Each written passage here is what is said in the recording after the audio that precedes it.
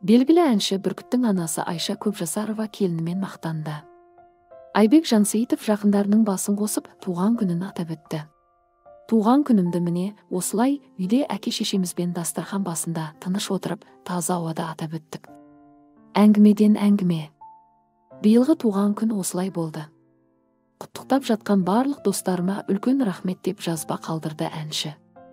Бүркіт әлеуметтік желідегі парақшасына анасының дастархан басында отырып айтқан тілегін жариялады.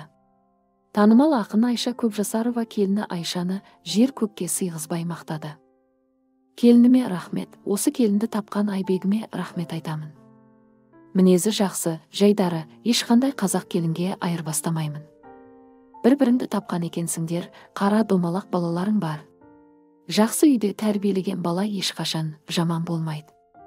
Басқа балаларымыз да жаман емес. Жаман қылықтар жоқ, тәртіпті, ұяң, ақылды. Мақтанып кетті демеңіздер. Мен жақсы болған соң айтып отырмын. Жаман болса төмен қарап ұялып отырар едім. Риза болған соң айтамын дейді Бүркіттің анасы. Желі қолданушылары да келінін сыйлаған енеге сүйсінді.